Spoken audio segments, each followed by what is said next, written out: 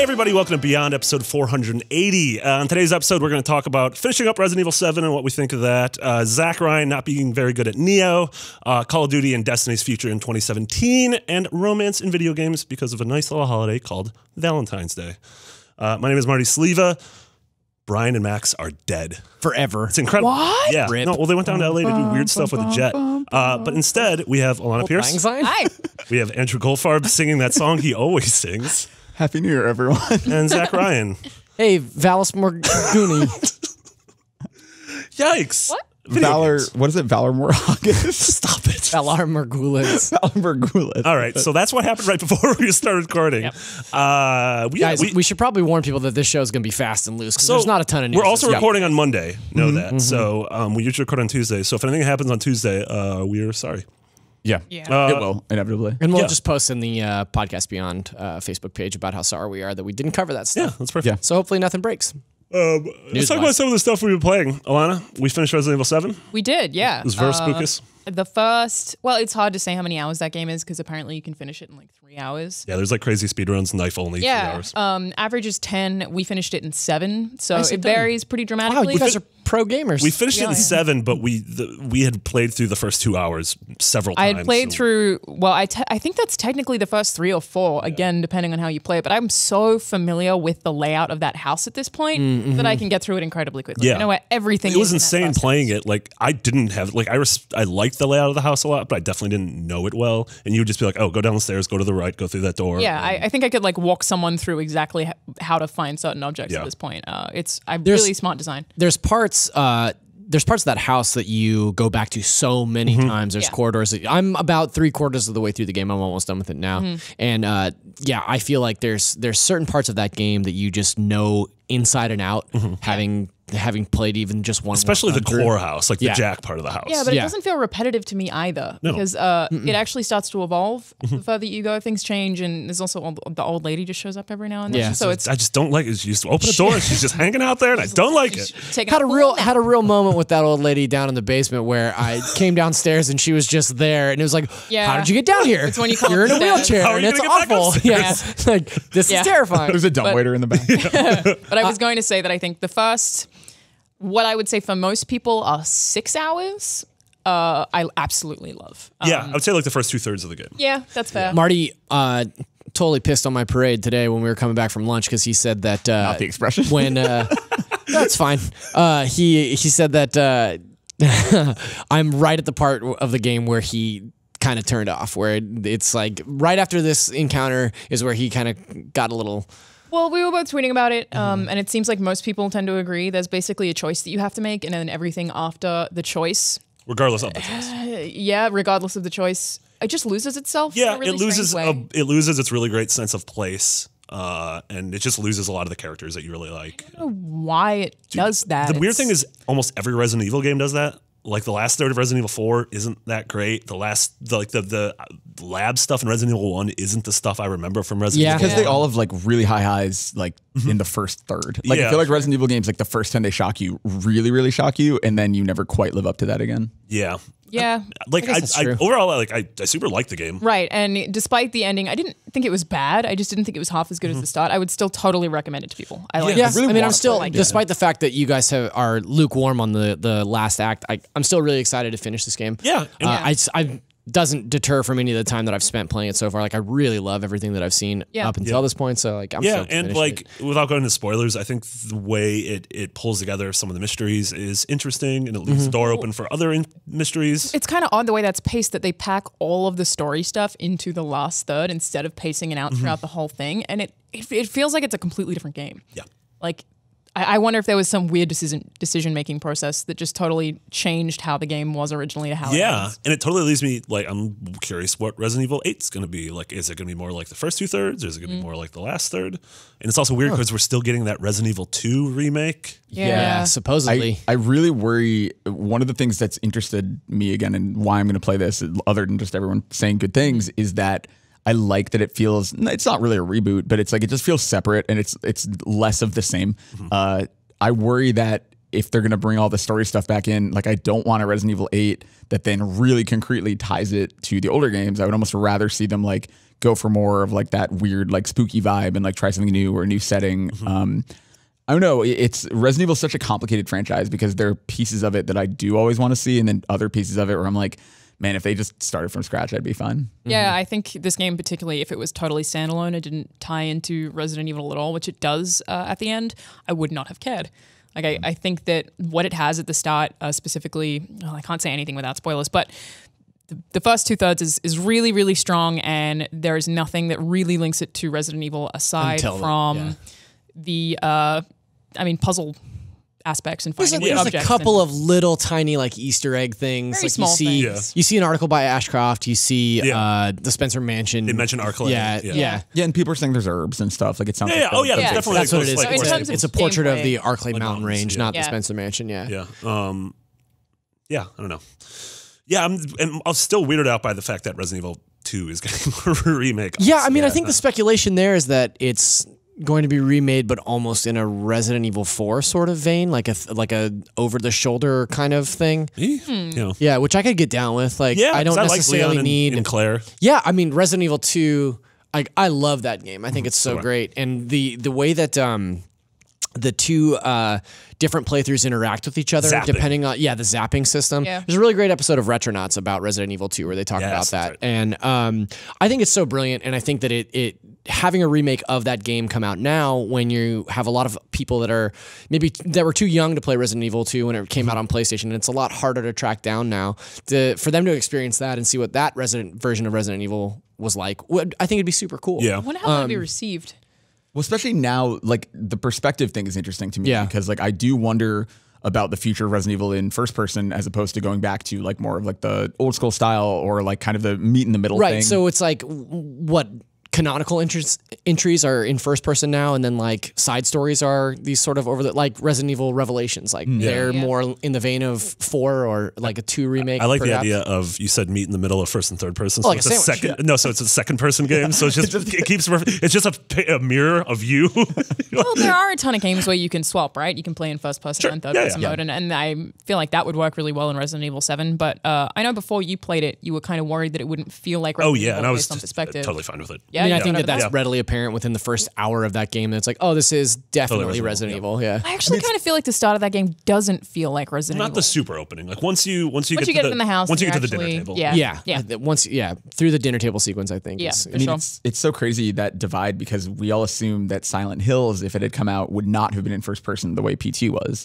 Because of Yeah. Norman Reedus. Because of Wide Norman model of Reedus. famous Yeah. actor in Yeah, first and person. also because I would have assumed it was running on the MGS5 engine. Yeah. So I'm just curious, like how much it matters. I think for VR, obviously, I think first person's much more immersive than if you had like a stupid guy's butt in front of you Yeah. or whatever. But like even third person has like such a range of like the Gears of War style third person is very different than like Uncharted third person. Yeah. you That's know? true. And I think that maybe Ethan loses some personality by virtue of it being first person. Oh, I'm absolutely. Totally for He's it. so cardboard. He kind of is. We kept Yeah. making jokes about him being like Aiden Pierce or Jason Brody. Like he's just kind of not really a character, which I think is fine because he is a vessel to all of these other very interesting characters. Well, not only that, but I think that a lot of the reaction that you're having would be sort of undercut by him having some kind of outlandish reaction. You know, if something is jumping out at you and your character is screaming on screen while you're also like getting spooked, maybe that would undercut the overall effect Like of a long scare, into you the know? game, like you're not there yet, but there is a moment where it quickly shows you what Aiden looks like, and we're both like, "What is that? You Who mean we are?" Ethan? Or Ethan? Yeah. Oh yeah, it does too. And we're just like, "Oh, is that We it?" were both like, huh. His hair color is not what I expected. What does he look like? I think he's like Bright green. It's crazy. I think He's Yeah. blonde. he's like a blonde, broy. Just yeah. Yeah, you kind of.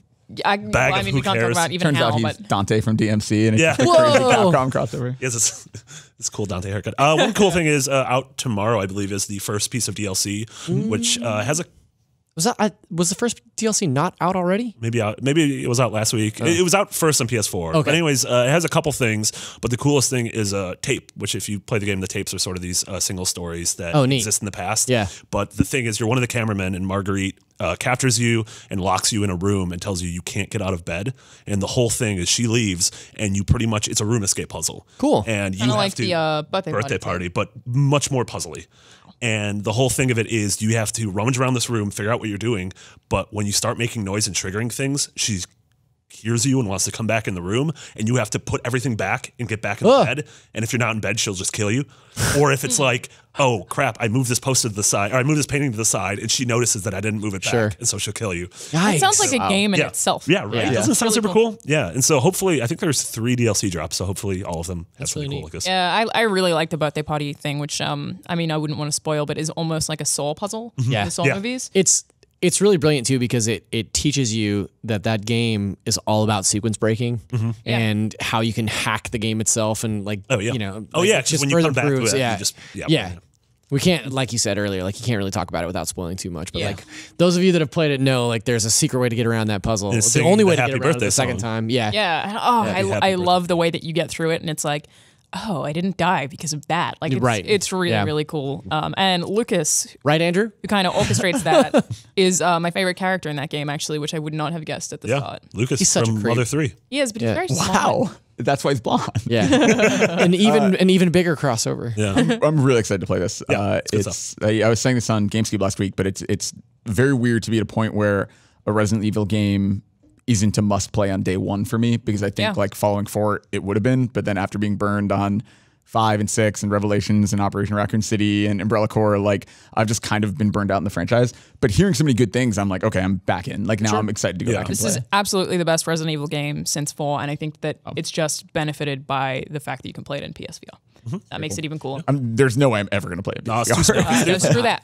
Also, I love that you guys just took a Friday night to just like blast through it. Like I think that's Yeah. really cool. I haven't just like sat with a bud and played through a game top to bottom in so long, and that just sounds like a lot of fun. It was. Horror games are the best, in my opinion. Like, and we've talked about this before. Like for me, I wouldn't have enjoyed PT as much if I hadn't played it with a big group of people. Like I've I feel only like it ever adds played so much. PT with a friend, ever. Yeah, and it helps so much. Yeah. It's like, especially if you play with someone who like isn't super into games. Yes, totally. It is so. It's like such a surprising and scary and just messed up thing, and it like their reactions are almost as fun as the thing I've itself. said that before. PT and Journey are games that I play if I start dating someone who doesn't really play games. Like I show them those two to be like, hey, this is how diametrically different games could be, but I think you're gonna dig both of these. Well, you did until one of those girls stepped on your Yeah, and then PS4. one of them stepped on my PS4 and broke my PT. Yeah, she's gone. She's in New Orleans. She broke your PT? Yeah, she broke. Yikes. Oh, dang. Well, you Really had, your, pissed on your parade. you had your PT broken over the weekend by Neo. God, dude. Neo is really hard. I really love that game, or I think that I do. It is really tough. And I'm a big Dark Souls fan. I'm a big Bloodborne fan. I played hours and hours of both of those games. And well, the Dark Souls series and Bloodborne. But Neo is just handing my ass to me. Especially, like, I'm not even past the first real boss. Like, there's one boss that you fight at the beginning of the game that's like a pushover, and the second boss you come across, I fought him for literally 2 hours last night and can't figure out what I'm doing. You said wrong. that if you can't beat him tonight, you're just gonna quit the game. Yeah, I mean, I'm gonna have to, because like last night I threw a just real big time baby rage quit. Like for the first time in a very long time, I whipped a controller across the room. It was just like, how? And I think that's kind of the thing that Team Ninja is known for, making these like super intense, tough games. And Devil's Third. right. But when a team like that is like, well, we're gonna make a game like Dark Souls. It's like, why? Yeah, I mean that it just seems like maybe they're even this game feels tougher to me than Dark Souls. Chloe said it feels- is. Chloe had trouble with it, like, and she was like the most Souls player in the amazing office. Yeah, she's the I mean, brave. hands down probably the best video game player in the office that we have. But it's like What about the Max? only thing Max is great. Voice robotic games. The only thing that the biggest disappointment with Neo is that it is tough, but it's not tough in the way that, like, when I die 20 times to a Dark Souls boss, each time it's like, well, I should have dodged there, or I blocked it's your too late, or I didn't bring enough potions or whatever. The thing with Neo is Estus, excuse me. Actually. Well, if I didn't do it, someone was gonna do it. Oh God, I know. I'm still thinking about how I said pissed on your parade earlier, and it's just driving me nuts. But the thing about Neo is, like, there's often times where I don't feel that way. And granted, yes, I'm only stuck at the very first boss, and go ahead and flame me. But there's so many times in that this one encounter where I've gotten hit by something that I've dodged the 5 times before that, and I can't figure out what I'm doing wrong. And I've looked at a couple of different strategy videos, both with the IGN wiki and other places, and it's just like I just can't get past this boss, and it's driving me nuts. But as a testament to Neo, I will say that regardless of how many different times I've tried to face this dude, I still want to go back. I still want to get past it. I still want to see the rest of what that game has to offer because everybody loves it. And I know the same way that I got killed a million times playing Vicar Amelia in Bloodborne. Yep. I just need to get past this one point, and then it's one of those like learning curve things. And then you feel like that's the value of those games for me, and why I liked my time with Bloodborne, why even like roguelikes and stuff, is that when you do finally do it after failing and failing and failing and failing, like the surge of just like pride that you have will keep you going through the next like 3 bosses. Yeah, that was like, you with Spelunky, right? When you were like super crazy into it. Yeah, for sure. With Spelunky, like the first time you get to Hell, or even City of Gold, and then even in Bloodborne, like the first boss is whatever. But I feel like once you're 2 or 3 bosses in, and then like Vicar Amelia, like that was about as far as I got in the game. Sure. But when you finally get past like something you've been trying for so long, you're like, okay, like if I did that, I can do this next thing. You know? What an awful fleshy horsewoman she is. Yeah, but how great is Bloodborne, huh? Yeah, that game rules. There's something that I also kind of like about, especially in Bloodborne, I feel like there were bosses that I had difficulty with that other people did not. Totally. Yeah. So there are things that like depend on your own playstyle. So Right. you might be having trouble here, but other people didn't, and it'll be totally Dude, separate I from didn't something have else. any trouble any of the times I played through on Vicar Amelia, but Father Gastiglione still like hands my ass to me every time. Yeah, I play. Which is crazy because I beat him faster than I beat the first boss. Yeah, so that's dude, that's Well, I mean, Monty and I were like that with Resident Evil, right? Like, oh yeah.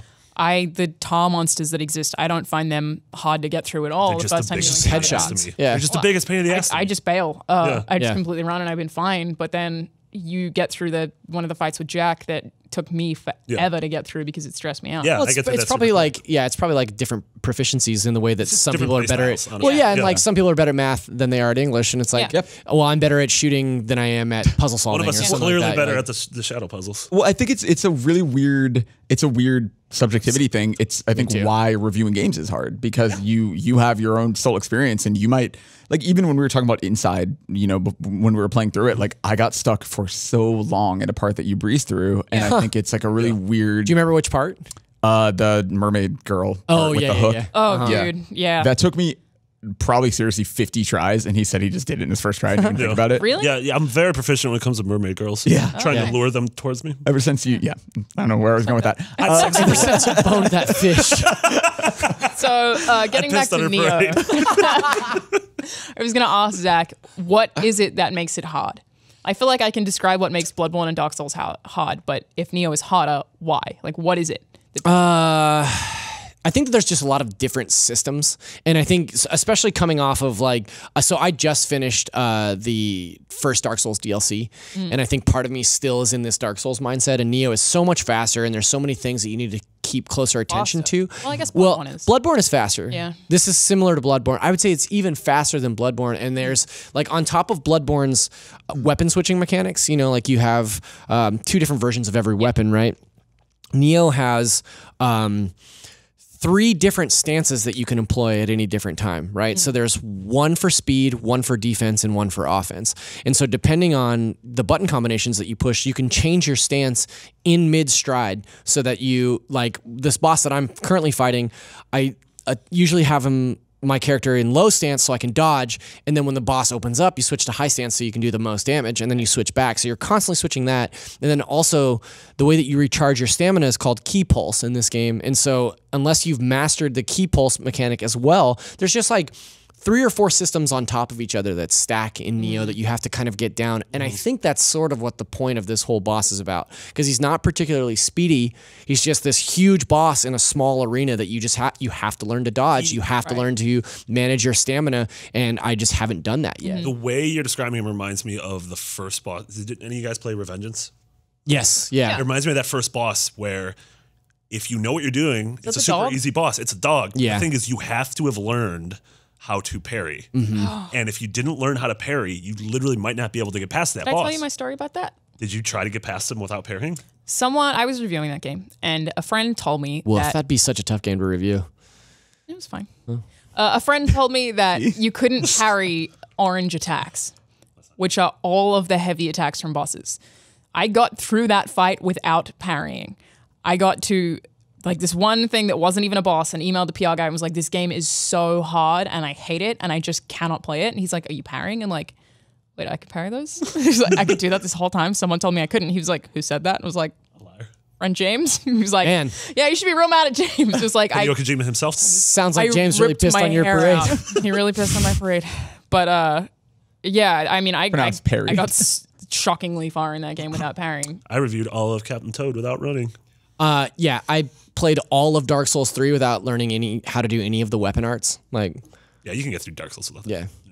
I got through all of Everybody's Gone to the Rapture, also not knowing you could run. I beat Mario got through- 64 I without reviewed ever multiple- jumping No one way. I time. reviewed multiple games not knowing you could That's run. not true. I played through Persona 5 without speaking the language it was in. Hard mode. I call that hard mode. Speaking of switching stances, I've been playing a bunch of the For Honor beta. Just Dance. Just stance. Sans. Can we call this segment Just Dance? Yes, please. So Brian and I have actually been playing For Honor. We've been live streaming. May he rest in peace. Last stream was technically yesterday, if this is going up on Wednesday. It's a incredibly actually innovative game. I feel like I so rarely think that games are unique or innovative. I feel like For Honor actually is. What it provides is so different to any other experience I've ever had, and it's constantly challenging. And I think the best thing about it is that every single match you have to learn. So especially if it's 1v1, which is my favorite mode, it's like a fighting game. You have to learn the play style of the other character and then trying to learn you at the same time. So both your strategies at the start could be completely different by the end of that match. And you're trying It's to super employ cool. misdirection. And, Yeah, and you might figure out that they start really aggressively, so you start blocking, and then you try and get a parry in, and you shield break, and you get them back. And you also have to learn basically all of the moves that the other classes have. I feel like it's just more of a learning experience or a learning exercise than it is anything else, and I really, really like that about it. It's awesome. Yeah. Do you think it's So- going to... Sorry. Well, I haven't played it since E3 2015. And it's Yikes. crazy. Probably a different because- game, yeah. Yeah, I'm really not excited actually. to jump into it because Psych. looking at footage, it looks like it's essentially the same game. There's just way more of it, Yeah. basically. Yeah, and a lot more characters. I think they call them heroes, probably, but it hasn't changed a whole lot since the first time I played it, which I think was also E3 2015. It's super similar. And I mean, it's obviously all, well, I guess maybe then it was more focused on the idea that you can change where you're defending, right? So you Yeah, have it was different basically all about points that you holding can the defend. Points, Yeah. yeah. You sort no, I mean like literally you change your stance to defend like high or left or Oh, right. yeah. Oh, They yeah. had the three. Yeah. They had the Yeah. three levels. Yeah, and I feel like I do a lot less of that than I thought that I would when I first played it. The only time that I will actually defend, because I usually play this really light class, is if I'm kind of cornered and someone is getting combos on me and I have to get out of it, is the only time I will actually do that kind of parry. And a lot of stuff's really timing based, so because my character is really fast, I do a lot of dodging instead of blocking, but if I get hit by a heavy attack 3 times, I'm dead. So it's all just super, super calculated, and usually the way that I tend to die the most is by being like, oh, he's only got a tiny bit of health left. I should just kill him. Yep. Yeah. And then I just Yeah, end up that getting risk and destroyed. reward Dude, sort of that's thing. and that's Yeah. that's like a classic Dark Souls mistake. Yeah, uh-huh. Like, I'm gonna get aggressive because you only have a little bit left, and it's Yeah. like, nope, you can't change your just. You got to stick with to it. the point. Yeah. Totally, Yeah. yeah. There's some really cool stuff that you can do with bleeding damage as well, which is probably one of the most satisfying kills. One of the characters can do bleeding damage, so you leave that to the very, very end, and then you, And then just, walk away. and then, oh, that's and they so just cool. bleed out and die. Oh, I love that. Success. Yeah, it's really cool. It is a fantastic game that I, for whatever reason, pretty much don't think I'm going to play ever again. So, yeah, that was my question. Longevity wise, is there a lot to be had? Because I've seen not a ton of this game, but it looks very samey to me. Like, it looks fun as hell, but it just looks like a lot of the modes are really similar, or There are a few different modes, but even with that, I tended to just play 1v1 or 2v2 because those are the ones I enjoy the most. I think that they'll add more modes, and there's tons of customization and unlockables and that kind of stuff. But because every single person you play against is completely different, it doesn't feel repetitive. I could play this game for hours without even realizing that I'm playing it for hours. But for whatever reason, I think beyond playing it on the streams, I just don't have a desire to pick it up again, and I don't exactly know why that is. Like, it is absolutely a good game. Yeah. It's just... I mean, I feel like I'm kind of right there with you because I've seen so much coverage of this game and it looks really interesting, but something in the back of my mind is like, I Well, just won't get around to it. My whole thing Like, right now, like the reason I haven't started Neo is because I'm waiting to get code for Horizon because I want to be able to play through Horizon and talk about it on the show, and just because I'm stoked about it, and I want to get it off my plate before Zelda comes out. See, yeah, Good luck. That's I know my that's my concern thing. with this. Like, I feel like if I don't play For Honor, because we're recording this day before it comes out, if I don't play it this week, I feel like I'll never play it. Yeah. Well, that could be part of what I'm thinking is that if you buy For Honor and it's the only game that you buy in the next 6 months, that is a solid investment. You will get a ton of time out of it. You will keep playing it. I imagine that the servers will be really active. I think it'll probably have a really good competitive scene. Plus, going through all the classes, like I would imagine that even when you've like mastered one, you whole can thing jump about a to the fighting next game. class. Yeah. And the next one that you jump to you can suck at because you're so accustomed to the way the other one played. And they all have like these different advanced combos that are really interesting to master. Yeah, the Samurai seems like it's so different. Like, because I was watching Brandon play a little bit just like in the beta of like different classes, having compared to like old gameplay footage I'd seen. I was like, God, it's like crazy how it looks like the same game, obviously, but you really do play completely differently depending on who you're playing with. I was talking to Mitch about it. Mitch used to work here. He's been on the show before. He is not dead because he's currently playing For Honor. So I was talking to Mitch from Beyond the Grave. Turns out Scoop in heaven only For Honor on every machine. He's comparing it a lot to like when he jumped into Dota for the first time. Yeah, Like learning each class is like learning a new hero. I wouldn't say it's a far reach to say that it's kind of like a hero shooter compared with a fighting game, which is why I say it's really unique and I'm super impressed by it. But yeah, I mean, when I'm thinking about all of the stuff that I need to play right now, thinking about playing that versus Zelda and Horizon and Mass Effect, it's just like, yeah, and Sniper Elite, of course. I mean, I also really want to play Gravity Rush. You want to play Resident Evil. It's just... God, there's so much. Yoshi's Woolly World on 3DS. It's so good. I 100%'d it fully this weekend. I got everything you can do in that whole game, even the boss rushes and the gold, platinum, and silver. I just Yoshi. really wanted Andrew to nerd out about Yoshi for a minute. did it. So You mission are accomplished. you are still playing games. Well, I'm playing a game I can't talk about. It's taking up most of my time, and then I'm playing the 3DS stuff, and like that's my thing. Like I want to jump into. I really do want to try Neo out. Like I never beat Bloodborne, but I feel like I want that comparison. And then I want to play For Honor, but yeah, like I feel like once we get Horizon and Zelda and Switch, Mass Effect, Persona is the beginning of April. Like once we have all of that stuff, insane. I don't know when I'll have time because those are all really long games. Is the game you can't talk about Detroit Become Human?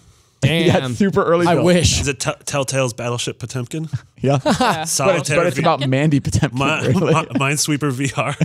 Yeah. Minesweeper, Oh. not Minecraft. No Minesweeper. I don't know what that would be like. But for Honor, I think that if you have access to it, I'm sure we have copies here somewhere. Yeah. You could play it for a day and be satisfied with it and understand what it is and understand what's good about it and recognize that. And I think that is valuable. And then never play it again and be fine. I mean, I want that like sense of literacy about a game like that. to be able to talk about it. Yeah. Well, and I think that's just part of our jobs because in December when people are talking about For Honor, you'll have to think back like, oh yeah, that came out in February. Did I play that? I don't remember. Well, and Was also, it good? Like, if it's really blending genres that much, like the first time something comes out that's a For Honor ripoff, like I want to be able to acknowledge it. I want to be able to say like, oh, it does this better, but this not as well. Yeah. Whatever else. For sure. We've actually been playing games. I'm proud of us. Most of the times we don't play games. Sometimes we do. I don't know. I play a lot of games. But news-wise, one of the only big things of the past week has been it sounds boring to start off with the Activision's earnings call, but you actually, I know, seriously. But we got some cool tidbits on Call of Duty and Destiny's future this fall. Yes. So they're both real quick. They were kind of just offhanded comments and appearances and like these investor calls, they put out a big press release. It's a bunch of numbers. They usually dry as a piss parade. Yeah, yikes. They're basically like really just nerdy spreadsheets, and then they do these calls where they explain what's there and they translate to English basically. And in the calls there are Q&As, and you just get a little bit more info. And so for Call of Duty, can you ever like yell and ask a question? no, we're listening. We were in spectator yes. mode. Hi, Andrew Goldfarb, IGN.com. When will he make a dating sim? I think the most interesting Is things Riley returning? How did you remember that right? about every single Call of Duty. Totally forgot about Dog that. in Call of Duty. Of course I think- remembered his name. Everyone tweet Activision with hashtag bring back Riley. The ghost of Riley. But they're saying Call of Duty is going back to its roots, which maybe means Riley is coming back. But I'm guessing what I think everyone is assuming that means is more period pieces. You know, they've done with obviously Modern Warfare and then Black Ops and then Advanced Warfare and Infinite Warfare. Yeah. All of that stuff has been future, and it's really been a while since we've gone back to maybe not World War II, but even just classical warfare. Yeah. Well, when was the last World at War? Reality Parts of based Black Ops 2. World at Oh, that's War? right. Well, and Flashbacks have. Black Ops 1, I guess, also was like, that was like Vietnam era, but it was still, Yeah. it wasn't post, We played in you know, different eras of Black 2010. Ops. So how many years has that been? Black Ops 2 was 4 years ago. I reviewed it at 1UP. Wow. That sounds right. Yeah. Yeah. Well, So it's further ago than that. I wonder what they could do that they haven't done yet, or I wonder what they could go back to show World War II or whatever. So from different Is angles. this This is Sledgehammer, right? Yeah, this is Sledgehammer's year, and they did Advanced Warfare was their last full game. Then they helped on Modern Warfare 3. do you think this is reactionary given the success of Battlefield 1? Do you think they're seeing Battlefield 1 and saying, "Oh, maybe we should take it back to I think people are going to say that, but I think this game has been in development for a while. Yeah, you're probably right. yeah, I think there's no way they changed this late in the game. They're very public about the dev cycles for Call of Duty, and they're now. It was for a long time. It was Infinity Ward Treyarch, Infinity Ward Treyarch. They're now in a 3-year cycle, and so theoretically, Sledgehammer's been working on this for 2 years prior to this. Sure. Now that said, I'm sure Battlefield 1 was in development for at least a couple of years as well. So like maybe it was like one of those happy coincidences, Yeah. like ants in a Bug's Life, and Volcano and Dante's Peak. Deep Impact, Armageddon, all that stuff. I don't think they would do World War I. What if we just did that the rest of the show? We just rattle those off. The two just get up and walk away. The Prestige and the Illusionist. Yeah, Season of the Illusionist. Yeah. The Illusionist is so bad compared Yeah, to the the Prestige rules. I don't think they'll go back that far. I would say back to I its agree. roots to me does imply World War II. Yep. yeah. And I did an interview with Eric Hirschberg at E3 2015. It might have even been earlier than that about if they would ever revisit World War II. And he was like, yeah, if the idea is there. So How do they make that different at this point, though, right? Because we haven't had World War II in a long time. That's why it's different. Yeah. There was a lot of fatigue, and I feel like it's almost circled back around to like people are playing these like and they said in the same call that like Infinite Warfare didn't really resonate with people or with some aspect of the audience because it was in space. Maybe it is too far flung. Like maybe they've removed that human element from it because I think that's what works well in Battlefield 1 is you have these vignettes where you kind of care about that person's individual situation. Yeah. Yeah. World War II, by its nature and by all the great stories around it in real life, I think you kind of care and you get it more and you get the stakes. And that was the last war that like really concretely felt like good versus evil. Yeah. So I think you just like you're in it a little more, and I think it lends Good point. itself to Yeah. caring more about the characters. Yeah, Battlefield 1 did actually sell more than Call of Duty last year, right? No. It didn't. No, at least in North America, which is the only thing we get numbers for. In North America, the best-selling game of the year was Infinite Warfare. Still Call of Duty, right? Yeah. Yeah. Well, I know that Battlefield 1 is supposed to be one of the most difficult, the most demanding games to play on a PC. It is one of the most graphically demanding games to play on I mean, PC that right game now. is gorgeous. It's It really is gorgeous, pretty, yeah. and I wonder if that is something that they can use to market another World War II game. Is like, look how much prettier we can make this. Yeah, now. I mean, Yeah. because I mean, Yeah. that's the thing is like we haven't had a World War, I guess a Call of Duty World War II/1 game on new hardware. Yeah, and the thing is, when you're Yeah. in space, it doesn't matter as much because it's not real, right? That's So the it's like, tagline of Alien. When you're in space, it doesn't matter as that much. It's not real. it's like harder to be like, whoa, this is pretty because it's something that you've literally never seen. Sure. Not Yeah. grounded. Whereas with this, if you see again, if you do the Omaha Beach, you're like, holy crap. Yeah. Yeah. Yeah. I'm curious to see what that means. And I think Call of Duty is in a really weird place because like sales are down and they're openly acknowledging that sales are down, but it was But still it's the still best the selling number game one of game. 2016. Yeah. So it's, So weird. there was another earnings call last week for Take-Two and they talked about Grand Theft Auto 5 has now shipped 75 million That's copies. so ridiculous. Which Sold is more in so- 2016 than it did in 2015. What does that is mean? So crazy. So I GTA mean, Online is good. That's what it so means. crazy. I think Activision has this reputation of kind of milking things like the Guitar Hero or Tony Hawk or Skylanders. They just come out over and over and over again until they move on.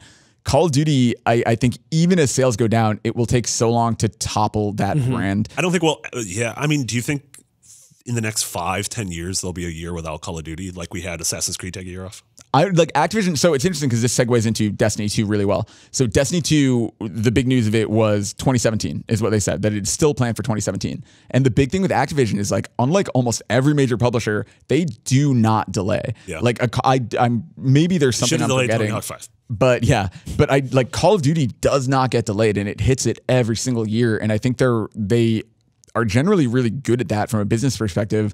But from a creative perspective, I don't know what that means, because I think that this gen, they're still doing well, but starting with Ghosts and leading all the way up through where we are now, there hasn't been a Call of Duty game that like exploded the way, you know, Black Ops 2 did or anything like that. Yeah. So I wonder, I don't know, like I wonder if what it would take for them to take a year off. We saw the public, well, quote unquote, the public backlash via YouTube last year of how the Battlefield 1 reveal was like the most upvoted video, and then the Infinite Warfare reveal was like the most downvoted video. And many the dislikes. downvote video, that seemed so stupid and reactionary because I was like, I didn't think it was a great reveal, but like there's worse videos online. It's such a weird vocal minority thing because we use that phrase all the time. Thousands of people.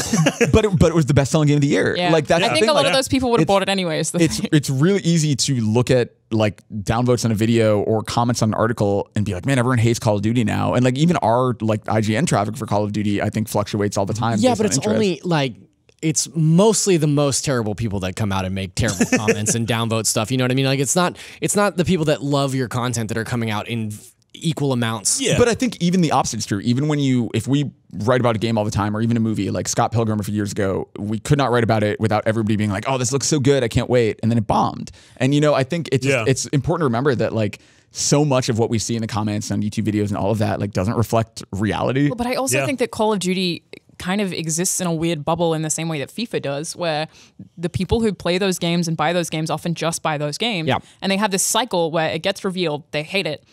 They kind of grow interested in it. The hype buys in. They buy it, and the same thing just and then keeps they complain happening. about it. It's the people who are Sonic complaining cycle. about it still buy it and like those games. I think you're totally right. I think it's they're in all those annualized games like sports games and then Call of Duty and kind of formerly Assassin's Creed fall into that where they keep doing well because people keep buying them, and no matter how much they complain about them, they're still buying them. And I think that's the response to when is Call of Duty going to take a break? When it's not the highest selling game of the year. That's right. Yeah, unless they need to give it a breather to promote something like they're talking about doing the Call of Duty cinematic universe, right? So, Yeah, I mean, in the or same way that Destiny. Assassin's Creed said, like, hey, this is the movie, or this is the year for the Assassin's Creed film, maybe Call of Duty will take a year off in order to let that. Or when something else gets bigger. I mean, when Guitar Hero was nonstop, like I think Activision poured a lot of, because you like.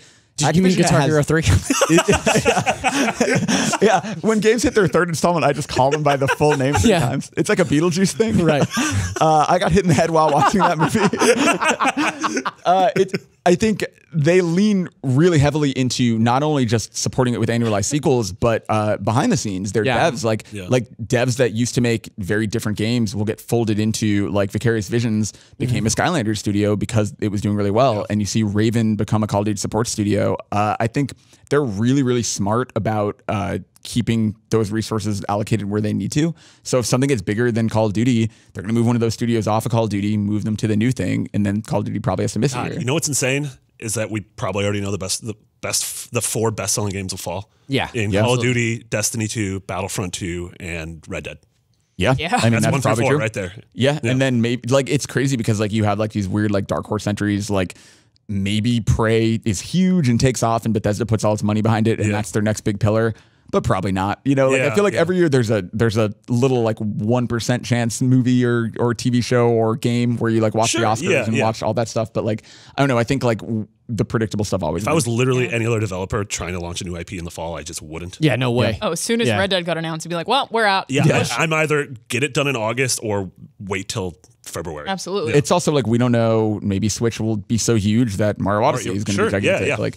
Or maybe the Assassin's Creed Egypt, if that's real and that's this year, gets re-revealed, looks amazing, and injects life back in that franchise. Yeah, it's so Activision. The kind of next two stories from their call were perfect to illustrate this conversation. Skylanders, for the first time since I guess 2011, is taking a year off. I totally would have guessed that. Skylanders game this year. Yeah, and it's crazy because like that's just not the way they operate. But then Destiny, which wasn't annualized, it has these expansions, but now the next full sequel is this year, and so I'm curious to see what that game becomes and how successful of a platform it is. Because Destiny is huge, everyone loves it, everyone plays it, it sold really well, but critically when it launched, it was kind of a mess. It's terrible. And like the Wizard Came from the Moon and Peter Dinklage, everyone kind of made fun of it until they sort of revamped it. And I feel like it probably took until at least Taken King for them to kind of reclaim the reputation of that game. Yeah, I mean, I think that the Taken King sort of retroactively fixed all those issues and also allowed them to reintroduce Destiny a year later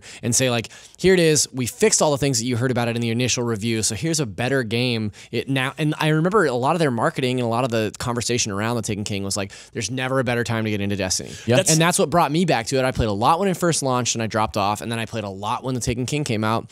And taking the things that they've learned in these DLC drops and putting that learning towards a full-blown sequel is really exciting to me. It's interesting to put Destiny in sort of 3 games work, in my opinion, as games as a platform, or games that came out with like Destiny, Rainbow Six, and The Division came out as sort of 6s and 7s, and then gradually grew and became 8s and 9s over time. Siege and rules. the fan base stuck with them. Like Siege's fan base is huge. It's now. a really good game. Yeah. That's what's so interesting about this being called Destiny 2, because Destiny is always this weird boat where it's a shooter that kind of folds in MMO stuff.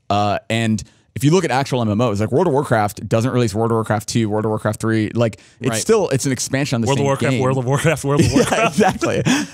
World of Warcraft, Warcraft. Destiny 2, we don't know yet. Like maybe you keep your character and it's just a level cap thing, and it's Destiny 2 because there's so much content in it, but you do continue through the same thread. Or maybe it's literally like start from scratch. And if it is the latter, I would so much rather that they just nuke characters from the first Destiny. But Destin, who has 100 trillion hours, probably doesn't want that. You know, like That's so hard for new players, and they obviously want Exactly. to get new players just like they did with the Taken King. Yeah. So it's like if you have people who are already a really high level, it makes a really difficult bar of entry. Yeah. No, totally. So what's the point? I would guess that they will give us a dramatically different environment. I think that think so, Destiny too. 2 will just look very, very On a different planet. And I think so. One of the things they kept emphasizing in the call was that they really want to lean into story and characters and things people care about, because they knew that was a criticism at the beginning of the vanilla Destiny. Honestly, when I think it launched, I think that Taken King was what they probably actually wanted that game to launch as. Yeah. But maybe they had to. Or something similar. Yeah. Yeah, You I know. think that it wasn't even ever meant to be the game that it was when it came out. I also just realized that Finnegan has to listen to us talk about Destiny for this long.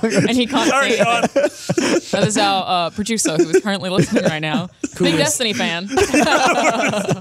Sorry. But yeah, I'm super curious to see kind of the strength of that brand, because Activision, like I said, like maybe Destiny 2 is the moment for that game, and it can surpass Call of Duty, and they can start to get support from other studios, and Destiny will be kind of their cash cow for the next 10 years. You know, like with Activision, when they put their muscle behind something, it can be like the biggest thing. Sure. Yeah. And I think they're waiting, as Call of Duty kind of dips a little bit more each year, I think they're waiting for that next kind of replacement. Yeah. That's putting your muscle behind something is a good segue, because this week is Valentine's Day, and we want to talk muscle? about the best romance in games, or just sort of And the heart is a muscle. the heart. Yeah, just sort of. I don't know. I just want to talk about how video games deal with romance and relationships. Spoilers, and not well. sex. Do any of them deal with it well? Is this a learning curve? Are we getting better? I actually think relationships in The Witcher are very good. I think that's a really good example. My favorite sex scene in a video game ever is in Far Cry 3 Blood Dragon. It is very, very, very funny and totally pixelated and amazing. There are games that do it tastefully though as well. Like didn't the Witcher 3 have like 400 hours of mocap for sex scenes? Like something insane they like mocap just insane amount of time for Yes. sex scenes. Yeah. yeah, that boy girl does a whole bunch of sex sometimes. Well, yeah, you can just bone down with about anybody in that game. So Don't you have sex on like a unicorn at some point? yeah, that happens. Yeah. You also have sex in a rowboat. Did you Pretty much wherever you Did want. you mispronounce robot? No, there's no robots in The Witcher. I bring it up on nearly every podcast ever except that one episode of Game Scoop. But Catherine. Yeah, Yeah.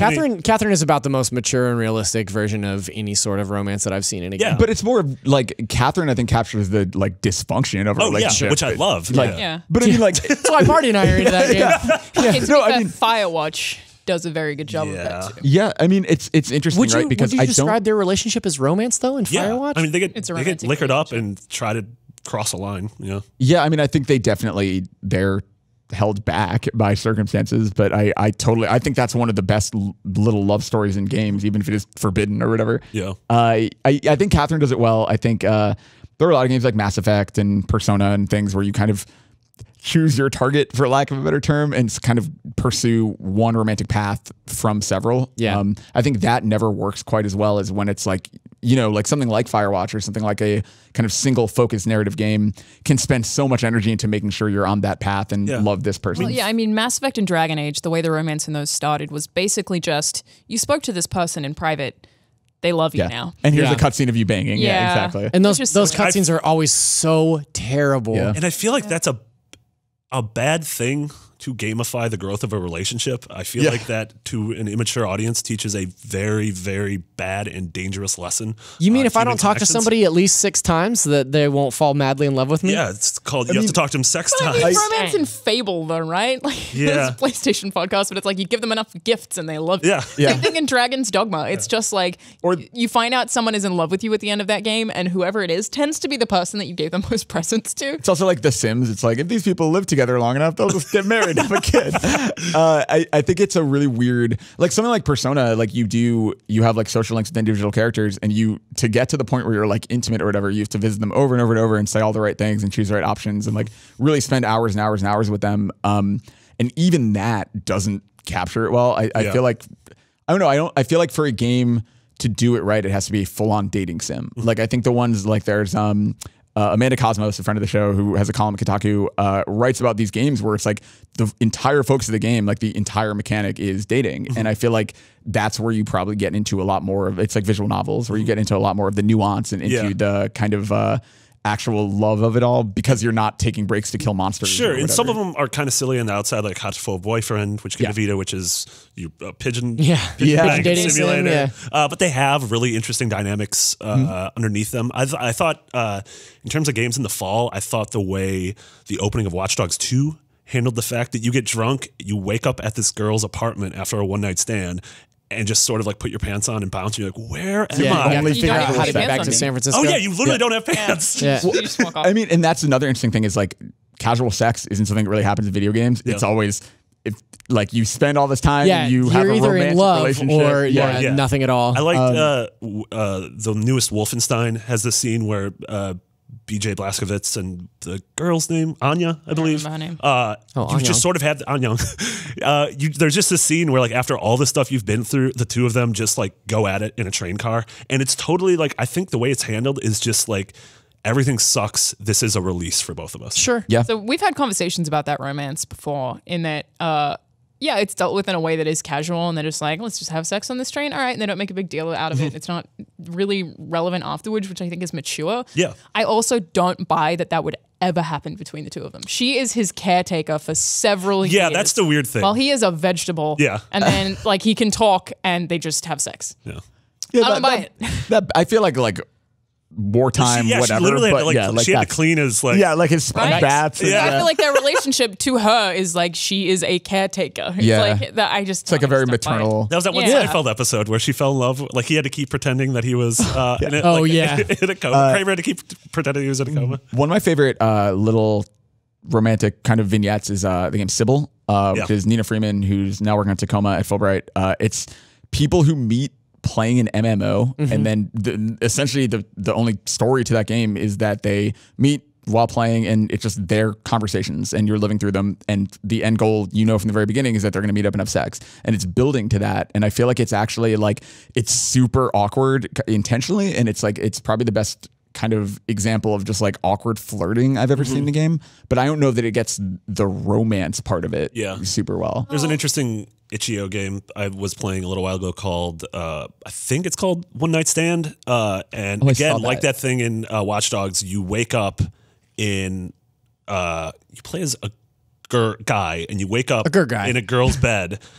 And you had a one night stand and you don't know what's happening. And through looking at stuff around you and talking with her, you try to piece together what happened last night. That's cool. Yeah. I really like the games they're starting to explore. Like there was another little like it wasn't a Twine game, but it was like a browser game that was literally just about buying condoms. Yeah. And it's like I think it's like really game. It's crazy to me that like people are exploring as you giggle. I feel like it's funny to me that people are exploring more mature, like it doesn't have to be like an insane graphic pornographic sex scene or anything, but it's just like the realities of hooking up or the realities of Yeah, and I feel like for most of the things we're talking about, I I don't think the romance is captured at all as soon as you gamify it. Yeah. As soon as it is, this is the objective and you need to do this amount of things. Like, that's not how relationships work Right. at all. I think Firewatch and even kind of Oxenfree are games that explore Yeah. relationships in realistic ways because it's telling you something, not getting you to do something Yeah, to 'cause achieve something. it doesn't I think that- unfold at the end of each chapter. It unfolds No. just naturally. Andrew Yeah. touched on it a little bit, but I think outside of like a sexual relationship, touched on I think it that I think that the Persona series in general handles all relationships sort of in that same way,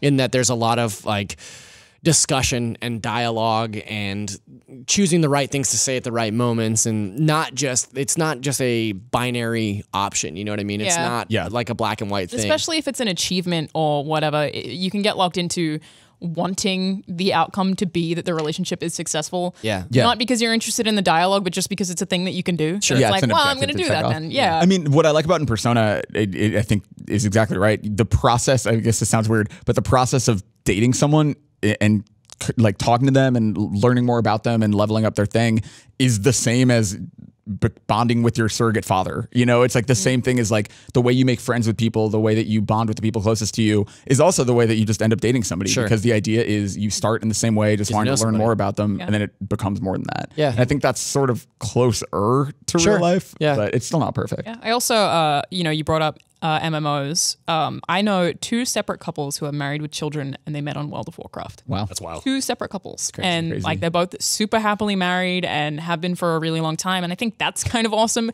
And in a weird way, makes World of Warcraft have the potential to be a dating game. Oh, yeah. well, you know what they People meet say. on there. Couples that raid together stay together. I've heard that Right. before. Yeah. It's also crazy because one of the guys, is literally an orc, and he probably couldn't have found Whoa! love if he Yeah. hadn't played. Yeah, Dang. it's That's really incredible. cool. Borgrok? They might Shout work. out to Borgrok. Shout out to Borgrok. The wedding between Borgrok and Katie was just a really beautiful thing. I mean, was Borgrok, friend of the show. It was sweet when Katie's father finally just Right. embraced Borgrak. Yeah. They had a really tender so moment. It was dumb. really, The it was really awkward. traditions. It was really awkward when Alana had to sit on Borgrok's side. She really looked out of place. Thank you. I also just I think that intimacy in video games is often so poorly animated. Yeah. Because it's Yeah. even Telltale just Batman.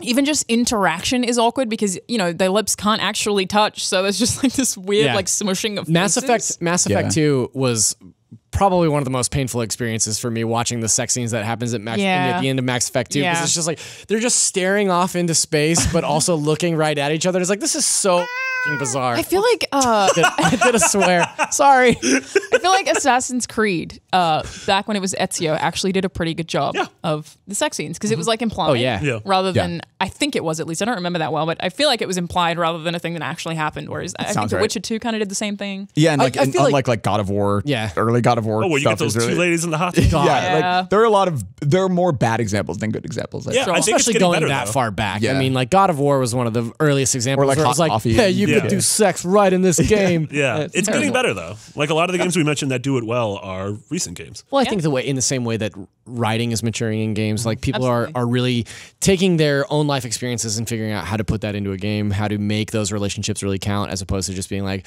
well, now you could do sex. Well, and it's also like games are, I think, post Gone Home, because like we had this kind of trend in the industry where games were zooming out and out and out. And it was a bigger and bigger open world, explore town, explore city, explore state, explore country, whatever. Whereas like after Gone Home, I think you're zooming in and in more. Like it's okay to have a 2-hour game focusing on a conversation explore or a on moment. a couple. Yeah. And I think like that helps add to things like intimacy because like it lets it feel natural and unfold, like it can unfold in real time basically. Rather think than it's- just an afterthought. I think it's safe to say that smaller games tend to do relationships and romance better than like big AAA titles. Like, Yeah. Yeah, I mean, you're given the freedom to sort of explore. sure. Yeah. I mean, that said, you and I are going to PAX East, and apparently they have a bunch of dating sims that are part of the Indie Mega Booth. And I've played one dating sim, which is one of the first games that I actually played. It was a Flash. Yeah, we Flash both game. remember playing that at E-Bombs World. Yeah.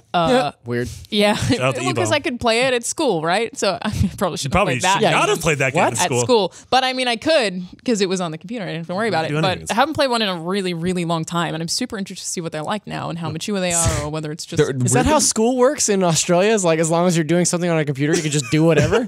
I mean, so the idea is that I could go to the library and like go on eBombs World before they figured out to blacklist it and play games on there. Sure. And that was like one of the games that was long form, and you had a login for it, so I could actually continue playing. Yeah. Okay, that makes sense. Yeah. I think a good, kind of in the same vein, actually, a lot of the dating sims that have come out recently that have done well are on iOS. Yeah. Because iOS and like Steam, yeah. Mystic Messenger last year, you can pick up your phone and follow a story and then exit out of it and go back to whatever you were doing. And I think that sort of things like handhelds and like iOS, like pick up and play, sort of makes it more palatable to do a little bit at a time. Right. You heard it here first. Relationships in games, they weren't good, but they're getting better.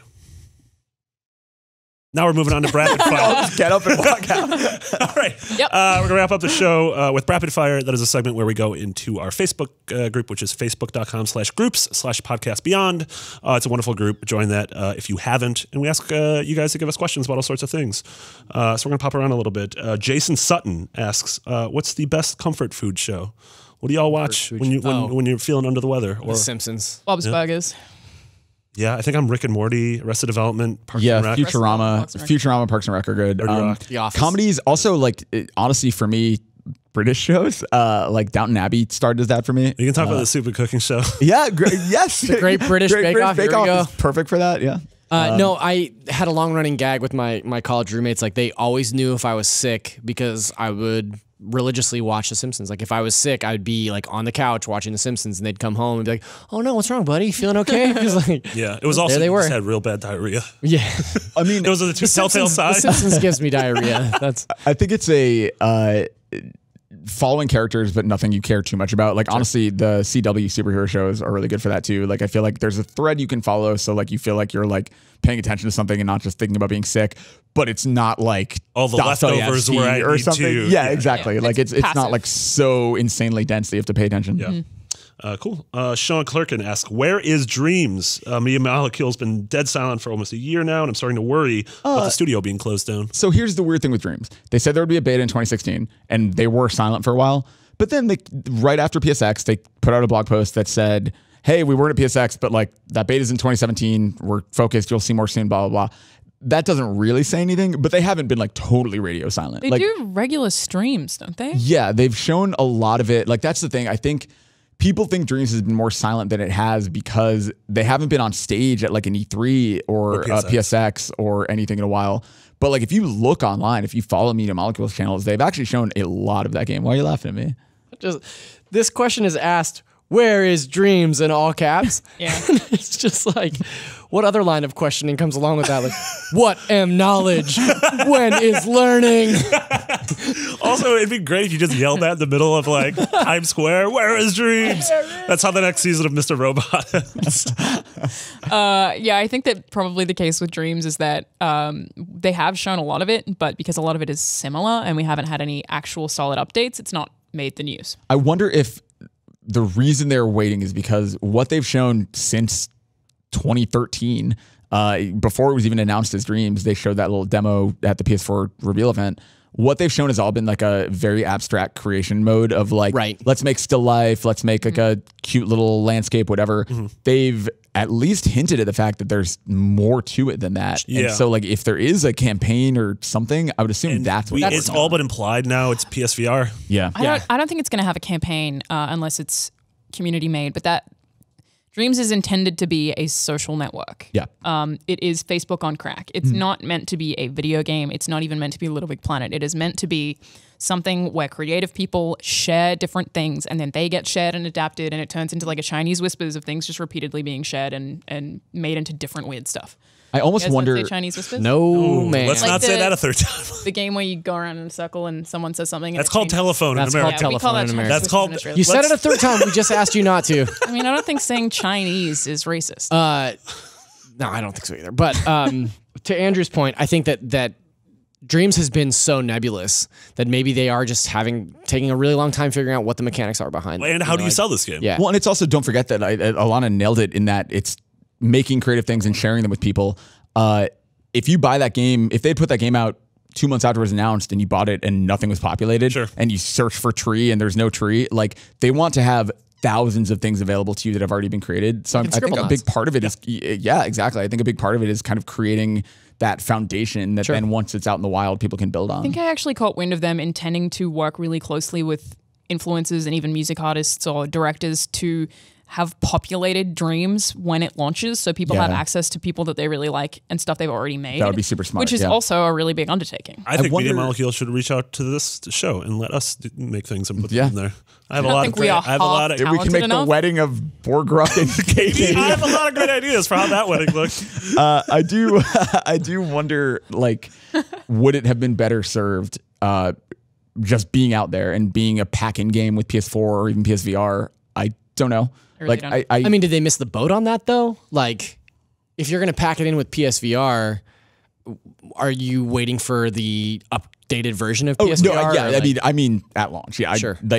If that was the chance to do something, then they missed that boat. I don't know. Like, maybe this game, I just don't know.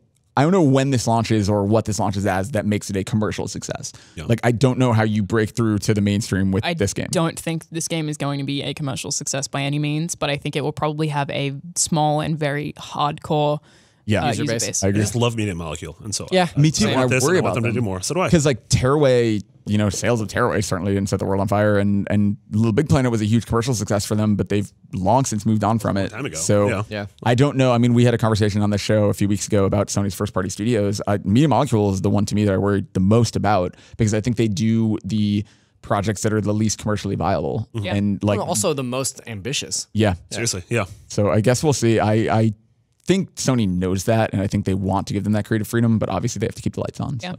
Good point. Kevin Goody asks, what's everyone's worst date they've ever had? Oof. Mine. Gotten stood up a few times. Back out. Those are pretty bad. That's pretty bad, dude. I remember shortly after moving to San Francisco, I took a girl on a date to see the film Frost Nixon, which was a bad idea. And after the movie, we went to get a drink at a bar, and I ordered a vodka soda and asked her what she wanted, and she said a water. And then I asked her what she thought of Frost Nixon, and she said, I don't like movies. Oh boy. And so that She doesn't like drinking and she doesn't like movies. Man, you're way out. That's terrible. I have like three things, and that's Opposites two of them. attract. I've never had like a really terrible date. I don't feel like I've had like a necessarily bad date, but I Take have. someone to see Frost Nixon. No kidding. But I have had a date where everything was going really great, and I was like, oh, I think I'm really into this girl. And then at the end of the date, she told me that her favorite record of all time was Bush's 16 Stone. And as a music snob, I was just like, well, this is over. So that was not great. I have actually recorded a YouTube video, which is going up on Valentine's Day. plug. Well, it's I don't want to answer this because it's literally about my worst date ever. So to give you guys the short version, he showed up drunk and insulted me various times. Oh no. That was pretty bad. I was on this Wow, date you're really once. pissed on your parade, huh? I was on this date once at this restaurant, and the service was awful, and the conversation was really bad, and it made it. We had to wait forever to get anything, get any drinks, any food, and it was like so just awkward, and kept going on and on and on. But we made it through, and then towards the end of the meal, she revealed she had a husband, and he was this orc. Oh boy! God! Shout out to Katie. I did not see that coming. Wow, amazing. All right. That was solid. Thank you. All right, we're gonna skip around a bit because we're running out of time. Please ask the Shovel Knight question. All right, Jonathan Valdez says, I've played Shovel Knight and I love it. I want to play more Metroidvania games, but it turns out I hate being lost. What are some great games with gameplay like Shovel Knight? Good Metroidvania games. Yeah, so Shovel Knight is awesome. I wouldn't really classify it as a Metroidvania game, but if you are looking for that sort of game, if you really want to get into Metroidvania games, I've recently been playing through Metroid Zero Mission, which is fantastic. And one of the things that you're talking about here is you hate being lost. Zero Mission does a really great job of suggesting where you need to go next, but not telling you how to get there or what puzzles to solve or what you need to get there. So if that's what you're looking for, I would say start there. Also, Castlevania Symphony of the Night, I think, is Or Super Metroid, the games that started that. Yeah. I mean, Symphony of the Night is maybe one of my top 5 favorite games of all time. It's and still I think so it's, playable. Yeah. Man, on PS4, You can play it's hard. Guacamelee. yeah, Guacamelee? Guacamelee is probably the. But the thing is, like, Guacamelee is really tough. Yeah. Guacamelee is probably the best example of Metroidvania in recent years I can think of, but it's not really like Shovel Knight. Like, I agree that Shovel Knight's not so much of a Metroidvania as much as like a Mega Man. Yeah. DuckTales kind of thing. Someone recently, or Jason Schreier actually from Kotaku, described The Witness as a Metroidvania where, what was it? A Metroidvania where the items are all in your mind or something, I believe is what he Every said. item you get is in your mind, which I think is so good. Yeah, like- it's so good. That game But is, all the items are in your mind. as you go, you are progressing as though it's a Metroidvania. And in that, every skill builds upon itself and you can revisit old areas. And Sure. it's, if you have patience, that game's good, but it doesn't fulfill the not getting lost. Honestly, thing. I made fun of it, but that is a really great way to That's like describe super that game. pretentious, but it's excellent. Yes. also and it then has the only other, just the new Tomb Raider. Tomb Raider, Those yeah. games actually Yeah. operate like Metroidvanias Yeah. in that you are like unlocking as you go and then using the things you've learned and the items you've gained to kind of come back. I think there's less incentive in the new Tomb Raider games as there is in something like Symphony of the Night or like Totally. Super Metroid Yeah. because 'Cause it's much in Tomb more. Raider you're going back to uncover upgrades and stuff that you don't necessarily need to finish the game. Yeah, Sure, yeah, Arkham that's true. Asylum is a good example. Yeah, Arkham Asylum is the first one is a wonderful great example. Metroidvania. Yeah. Yeah. And it has probably will never come to PS4, but Ori and the Blind Forest. Yeah. Yeah. So if you have an Also a Xbox One or great a game. PC, very good. I haven't played Owlboy, but I heard that. Shadow Yeah. Complex. I really want Shadow to play Complex. Yeah. Shadow Complex. Shadow is a great Complex came example, out last year for PS4. right. Yeah. All right, Chase Morocco asks, all right, Alana, you've been here long enough. What is your favorite fast food in America, be it a menu or a chain? Whataburger. What a burger. Whataburger. Nice call. First time I ever had alcohol is in a Whataburger. Weird. They serve alcohol there? No. Just a weird coincidence. No, it's a Secret bunch alcohol. of people had whatever crappy like Mike's Hard Lemonade or whatever crap they'd smuggled in. Wow, yeah. No, I just love their burgers. They've got lots of sauce. I think the A1 burger is my favorite one, but A1 is such a good sauce. It's like yeah, 5 sauce. big fan. It's like the A What's number your one of least sauce. favorite? Yeah, have you had an experience that you've hated? Like, have you had Taco Bell and hated I it? have had Taco Bell. It Nobody was hates Taco Bell. Take it fine. back. Right, McCaffrey. That was on our terrible road trip to Vegas for CES last year Oh, where I Lord. got pneumonia. So, you know Taco what? Bell Taco Bell gave you pneumonia? pneumonia? Jesus. Yeah, it's hard to say least favorite because I feel like I'm around people who, you know, being new to the country are driving me to the places that they like. So I don't think any of the fast food has been bad. But I mean, Taco Bell's not a favorite. You take that back. You didn't get to Taco have. Bell's fine. It's You great. didn't get to have McDonald's the other night. That was sad. Oh yeah. R.I.P. McDonald's. When we finished playing Resident Evil 7, I had an entire bottle of wine. It was I like hadn't 3 in the eaten morning. since like 1 p.m. Yeah.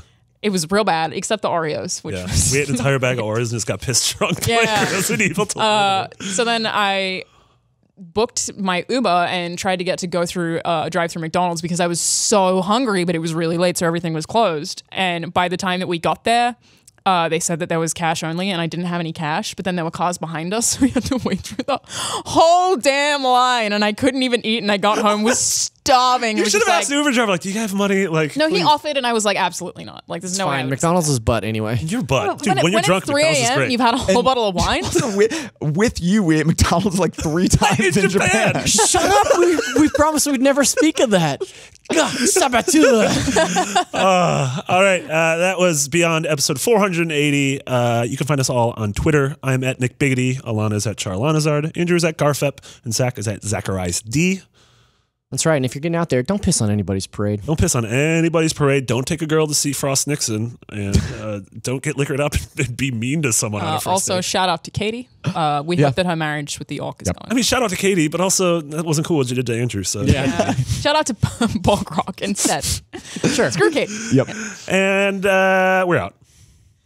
All right, bye. Beyond. Oh, we didn't say Beyond at the start of the show. We didn't. Yeah, we absolutely didn't.